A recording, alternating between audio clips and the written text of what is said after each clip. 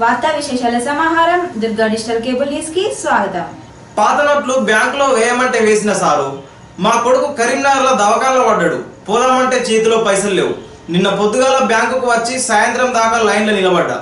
సాయంత్రం ఆధార్ కార్డు లేదని బ్యాంకులు ఎలగొట్టిండ్రు. ఇవాళ పొద్దుగాల లైన్లో నిలబడితే కంప్యూటర్లు పనిచేస్తలేవు అంటుండ్రు. ఇప్పుడు నన్ను ఏం చేయమంటారు బాంచన్ అంటూ తంగలపల్లి మండలం చింతలటాన గ్రామానికి చెందిన ఓ వృద్ధురాలు ఆంధ్ర బ్యాంక్ వద్ద కన్నీరు మున్నీరవుతూ మీడియాకు తన బాధను మొరపెట్టుకుంది. జిల్లాలో పాత నోట్ల రద్దు ప్రస్తుతం అన్ని వర్గాలపై తీవ్ర ప్రభావాన్ని చూపుతోంది. ఇటీవల పరిణామాలపై దుర్గా కేబుల్ ప్రత్యేక కథనం. నల్లధనాన్ని వెలికి తీసేందుకు కేంద్ర ప్రభుత్వం తీసుకున్న నిర్ణయాన్ని స్వాగతిస్తూ ఇబ్బందులు ఎదురైన సామాన్యులు సహనంతో క్యూ లైన్లలో నిలబడి సమన్వయంతో ఉంటూ వస్తున్నారు. నెల రోజులు గడుస్తున్న సమస్యలు ఓ కొలిక్కి రాకపోవడంతో పాటు రోజు రోజుకి సమస్య తీవ్రత పెరుగుతోంది. జిల్లాలోని ఎల్లారెడ్డిపేట, ముస్తాబాద్ మండలాల్లో క్యూ లైన్లో తొక్కిసలాట జరిగి పలువురు గాయపడడంతో పాటు పలువురు మహిళలపై ఓ బ్యాంక్ మేనేజర్ చేసుకున్న ఘటనలు చోటు చేసుకున్నాయి. జిల్లాలో ప్రస్తుతం రైతాంగానికి డబ్బులు విరివిరిగా అవసరమవుతాయి. దీనికోసం ఇప్పటికే పలువురు రైతులు బ్యాంకుల వద్ద పడిగాపులు పడుతున్నారు. తమ వద్ద ఉన్న చిన్న మొత్తాలు పాత నోట్ల రూపంలో ఉండడంతో వాటిని బ్యాంకులో డిపాజిట్ చేసిన రైతులు తమ వ్యవసాయ పనులు కొనసాగించేందుకు బ్యాంకుల నుండి డబ్బులు తీసుకోవడం గగనంగా మారింది. 2000 మించి డబ్బులు డ్రా చేసే అవకాశం లేకపోవడంతో ఎటో పాలుపోని స్థితిలో చిన్న సన్నకారు రైతులు, కూలీలు నిర్వేదంలో ఉన్నారు. నగదు రహిత లావాదేవీలు మార్గమంటున్న అధికారులు వీరికి ప్రత్యామ్నాయ మార్గాలను చూపడంలో విఫలమయ్యారన్న ఆరోపణలున్నాయి. కనీసం సెల్ ఫోన్ కూడా వినియోగించడం సాధ్యం కాని గ్రామీణులు నగదు రహిత విధానాల పట్ల అవగాహన కల్పించేంత వరకు బ్యాంకులలో అదనపు కౌంటర్లు ఏర్పాటు చేసి సమస్య తీవ్రత తగ్గేందుకు ఎలాంటి ప్రయత్నాలు చేయకపోవడంతో బ్యాంకుల వద్ద సామాన్యులు అష్టకష్టాలు పడుతున్నారు. సిరిసిల్ల పట్టణంలో పరిస్థితి మరింత గందరగోళంగా మారింది. అత్యధికంగా నిరుపేద మరమగ్గాల బీడీ కార్మికుల కుటుంబాలు ఉండడంతో దీనికి సంబంధించిన జీవన భృతి, వృద్ధాప్య, వికలాంగుల పెన్షన్లు వారి ఖాతాల్లో జమయ్యాయి. వీటితో పాటు తమ వద్ద మిగిలిన డబ్బులను బ్యాంకులో జమ చేసుకున్న వారు తిరిగి డబ్బులు తీసుకోవడం కోసం బ్యాంకుల వద్ద రోజుల తరబడి వేచి చూడాల్సి వస్తుంది. వచ్చిన పెద్ద నోట్లతో ఇబ్బందులు పడుతుండగా అసలే డబ్బులు లేకపోవడంతో కొత్త కష్టాలు పడాల్సి వస్తుందని సామాన్యులు వాపోతున్నారు. పరిస్థితి చూస్తుంటే సమస్య ఇప్పట్లో సద్దుమణిగేలా లేదు. అధికారులు సమస్య తీవ్రత తగ్గించేందుకు ప్రత్యామ్నాయంగా అదనపు కౌంటర్లు ఏర్పాటు చేయాలని ప్రజలు కోరుతున్నారు.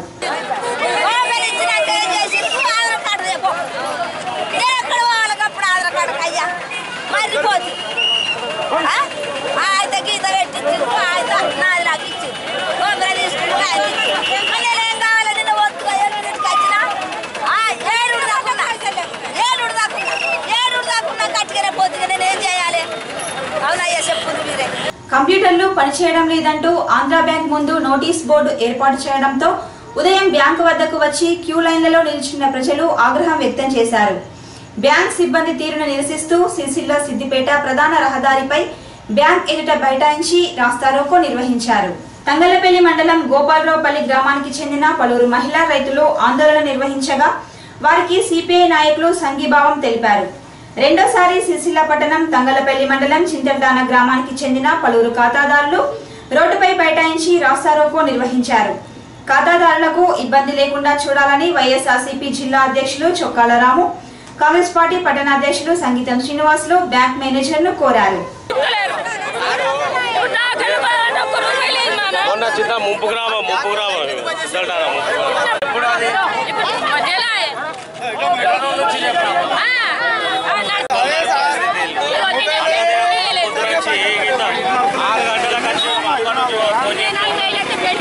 పొద్దున 5 గంటలకు వచ్చి ఇక్కడ చేస్తారు. పొద్దున 5 గంటలు వచ్చి 5 గంటల నుంచి ప్రాబ్లం ఎవరు తీయాలి? బ్యాంక్ మేనేజర్ ఏమో గేట్ తీస్తలేడు.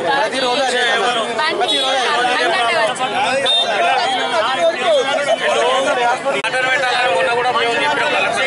వాటర్ పెట్టి టెంట్ అవుతుంది. వీళ్ళకి అనుసాక ఆదుకునే రాజులు కూడా లేడా?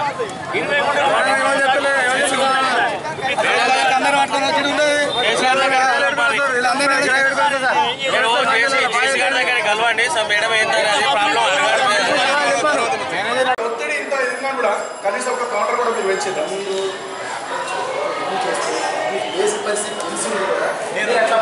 బ్యాంకు వాళ్ళు కొంచెం వెసులుబాటు మీ కస్టమర్ ఆపరేషన్ చేయాలనే ఉద్దేశం ఓకే మీరు చెప్పండి ఏం చెప్పంటారు నేను ఏమంటున్నా సార్, మీరు మీ కస్టమర్లే కదా ఇప్పుడు వచ్చిన వాళ్ళు, మీ బ్యాంక్ కస్టమర్లు సబ్స్క్రైబర్స్ అందరూ కూడా మీ కస్టమర్సే కదా, వేరే వాళ్ళు కాదు. వాళ్ళని ఇబ్బంది పెట్టకుండా మీరు ఏం చేయండి, చెప్పండి మీరే మేనేజర్ చెప్పండి. మీరు క్యాష్ కౌంటర్లు పెంచండి సార్, క్యాష్ లేదా కౌంటర్లు పెంచండి. ఇప్పుడు ఇంత లైన్ ఇప్పుడు 2 కౌంటర్లు ఉన్నాయి అనుకోండి. 30 రోజుల నుంచి మీరు వచ్చారు, మీరు 30 రోజుల నుంచి వచ్చారు. మేము అంటున్నాం సార్, మీరు మంచి చేసినంత సేపు మేము ఎవరు ఇన్వాల్వ్ కాము. వినండి, మీరు మంచి చేస్తే మేము అప్రిషియేట్ చేస్తాం. లేదు వాళ్ళకి ఇబ్బంది, ప్రజలకు ఇబ్బంది కలుగుతుంది కాబట్టి మేము ఎంటర్ అవుతున్నాం. ప్రజలకు ఇబ్బంది కాకపోతే అది నేను ఏమంటున్నా సార్, కూడా మీరు ఏం చేయండి, దయచేసి ఇక్కడ చెప్పండి. ఆడవాళ్ళు దాదాపు 2-3 లైన్లు చెప్పి మీరు ఏం చేయండి, క్యాష్ కౌంటర్లు పెంచండి ప్లీజ్. వాళ్ళని ఇబ్బంది గురి చేయకండి. కనీసం లైన్లో నిలబడిన తర్వాత ఒక గంట 2 గంటన్నరలో వాళ్ళని నిలబడ్డ ప్రయత్నం చేయండి. రాత్రి 10 దాకా చేస్తాను. సండే రోజు కూడా చేస్తాం.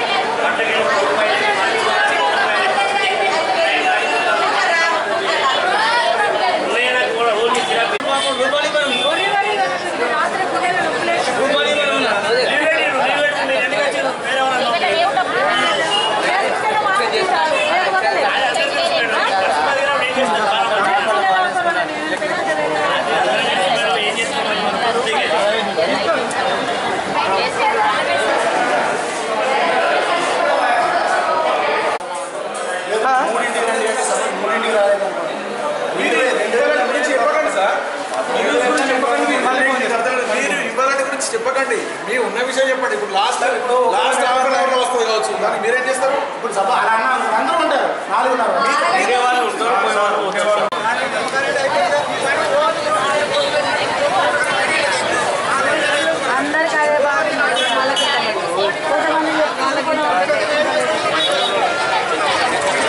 పనులను నాణ్యతతో త్వరితగతిన పూర్తి చేయాలని మున్సిపల్ చైర్పర్సన్ శ్యామల పావని అన్నారు. 6వ వార్డు పాత బస్టాండ్ సమీపంలో 5 లక్షల వ్యయంతో నిర్మిస్తున్న డ్రైనేజీ పనులను సిరిసిల్ల మున్సిపల్ చైర్పర్సన్ శ్యామల పావని భూమి పూజ చేసి ప్రారంభించారు. పట్టణ అభివృద్ధి సుందరీకరణ కోసం ఇటీవల మంత్రి కేటీఆర్ ప్రత్యేక చొరవతో 36 కోట్ల నిధులు మంజూరీ కానున్నట్లు ప్రజలు స్వచ్ఛ సిరిసిల్లాలో భాగస్వాములై మరుగుదొడ్లను నిర్మించుకోవాలని కోరారు. కార్యక్రమంలో వైఎస్ చైర్మన్ తౌటు కనకయ్య, స్థానిక కౌన్సిలర్ పతిపాక పద్మ, ప్రభాకర్, అల్లాడి శ్రీనివాస్ తదితరులు పాల్గొన్నారు.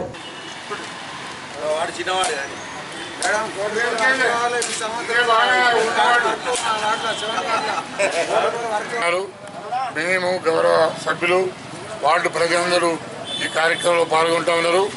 5 లక్షల వ్యయంతో ఎస్డిఎఫ్ ఫండ్ నుంచి మురికాల నిర్మాణానికి పనులు చేపట్టడం జరిగింది.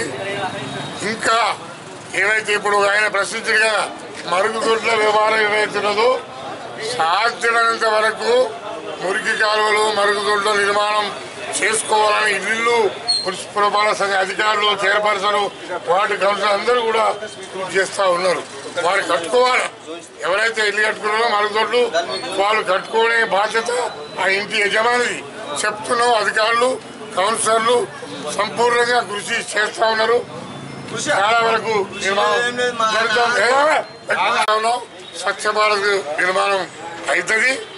ఆ రకంగా సిరిసిల్ల స్టేట్లే ఫస్ట్ క్లాస్గా కేటీఆర్ గారు అనేక కోట్ల రూపాయల ఫండ్స్ ఇవ్వడం జరుగుతూ ఉంది. 72 కోట్ల ప్రతిపాదన పురపాలక సంఘం నుంచి పంపడం జరిగింది.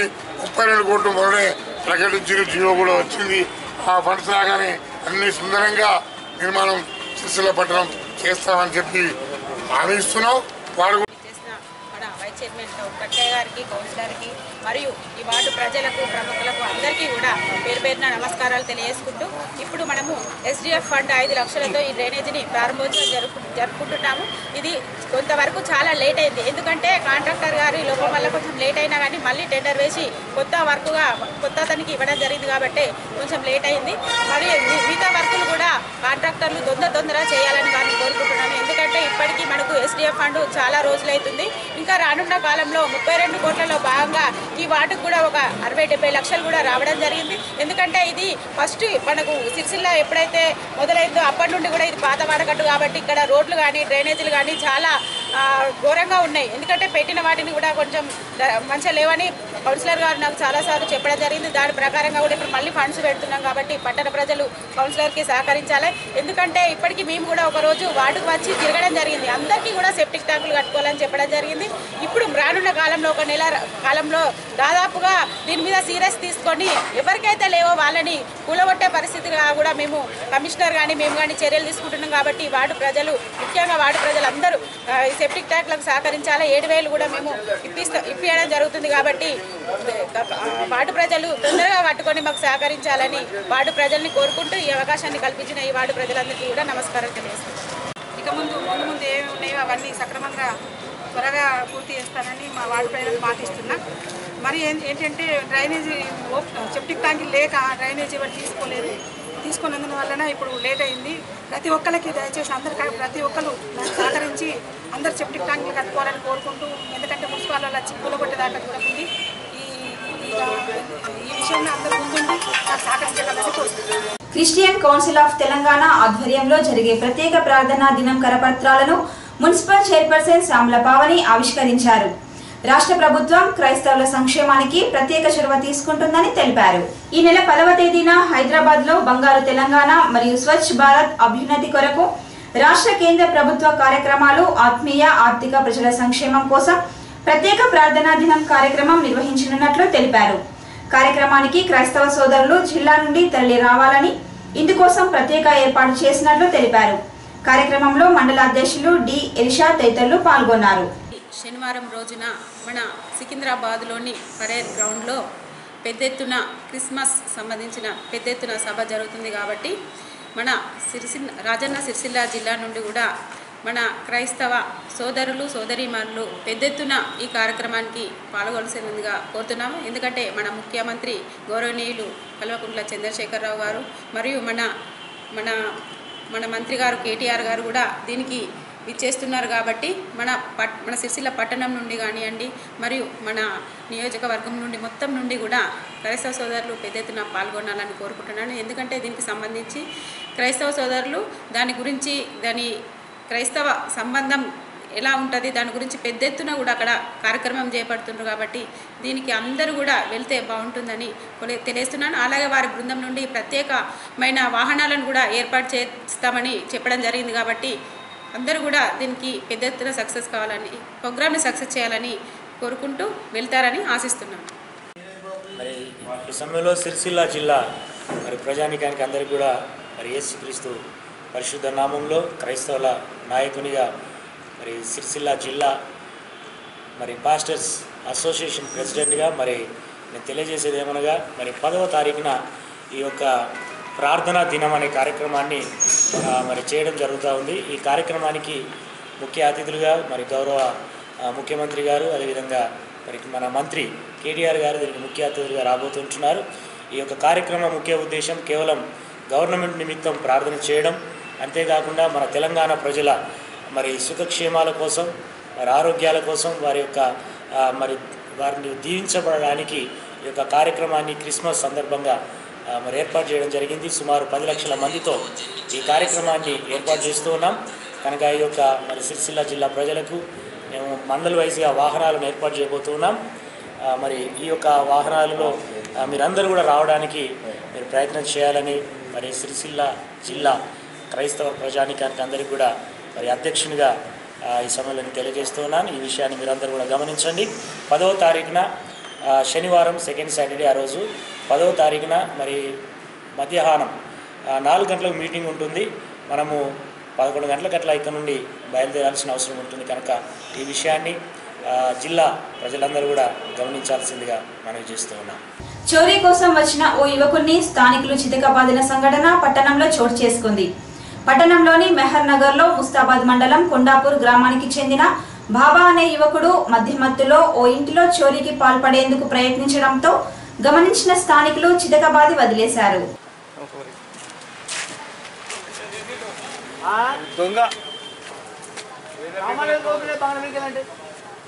సామాన్ ఎత్తుకుపోతుండు ఇస్తాడా ఇస్తుండు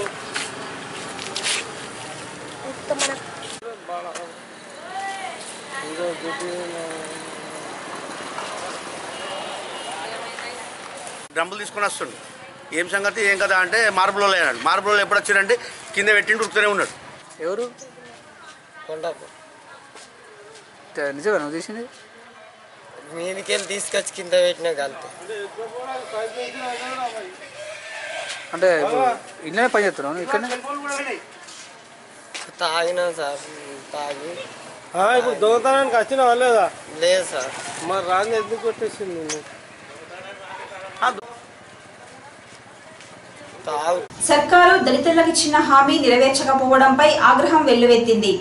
భారత కమ్యూనిస్ట్ పార్టీ జిల్లా కమిటీ ఆధ్వర్యంలో దళితులు పట్టణంలో కదం తొక్కారు.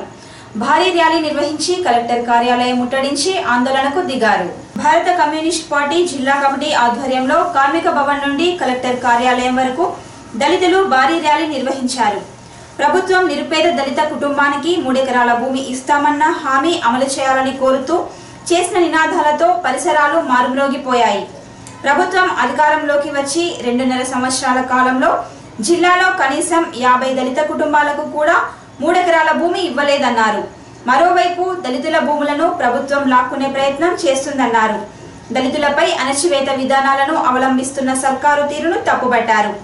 ప్రభుత్వం తీరు మారని పక్షంలో రాష్ట్రంలో ప్రజలతో కలిసి పెద్ద ఎత్తున పోరాటాలు చేసి ప్రభుత్వానికి తగిన బుద్ధి చెబుతామన్నారు.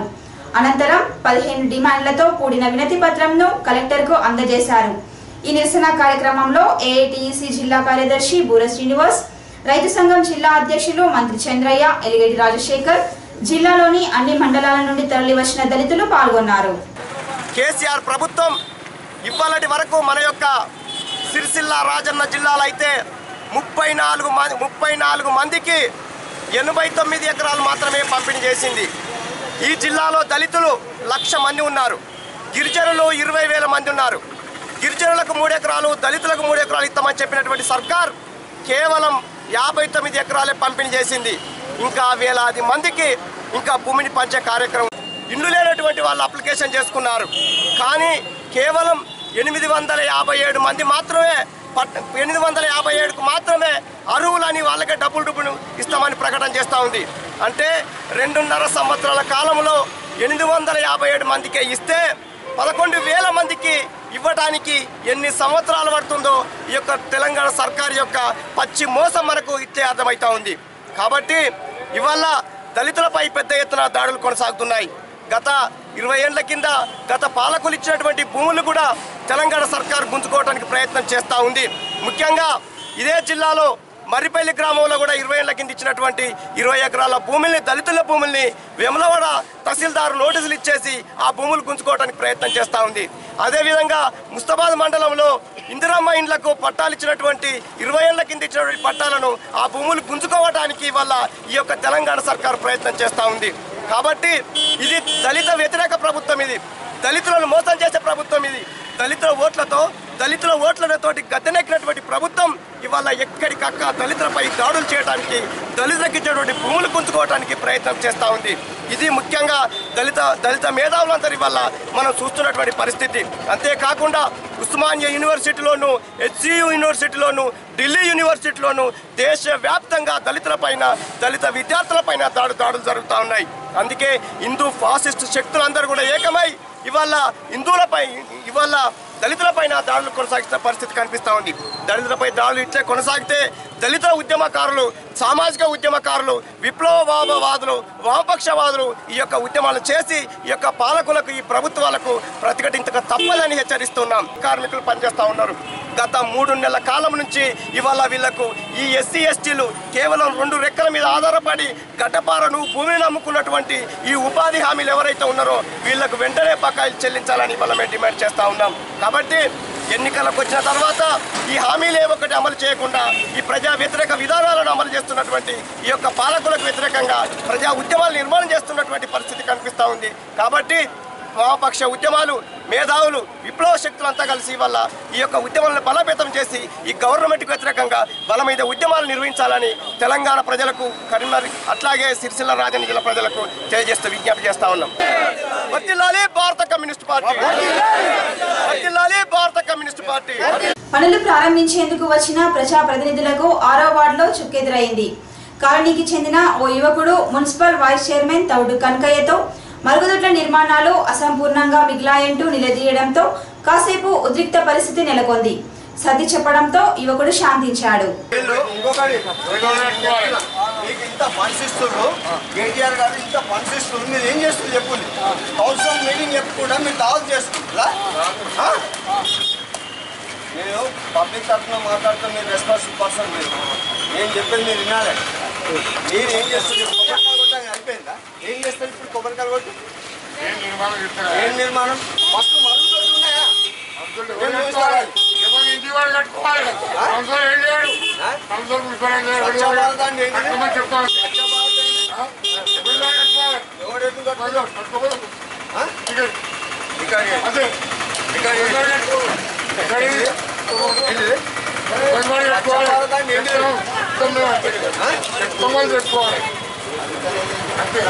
చెప్తున్నా వీళ్ళొక్క షో చేయడానికి తప్పితే కానీ వాస్తవం చెప్తున్న ఒక వార్డు కూడా ప్రతి కౌన్సిలర్లు వీళ్ళు మీటింగ్ పెట్టుకుంటా ఫండ్స్ అంతా మొత్తం తింటుళ్ళు. వీళ్ళు తింటుళ్ళు. శ్మశానాన్ని కూడా కబ్జా చేసిండు. బడా బడా నాయకుడు ఇప్పుడు ముంగడికి వస్తారు. నేను చెప్తున్నా వాస్తవంగా ఒక పబ్లిక్ పర్సన్ చెప్తున్నా అన్న, మరుగుదొడ్లు ఓడి చేస్తాడు, మరుగుదొడ్లు ఓడి చేస్తాడు. ఒక్కలు చేసి మీకు చూపిస్తా, రాలి నాతో రాలి, మీకు చూపిస్తా రాలి, మీరు రాలి నాతో రాలి. సంవత్సరం. ఈ వార్తలు ఇంతటితో సమాప్తం. నమస్కారం.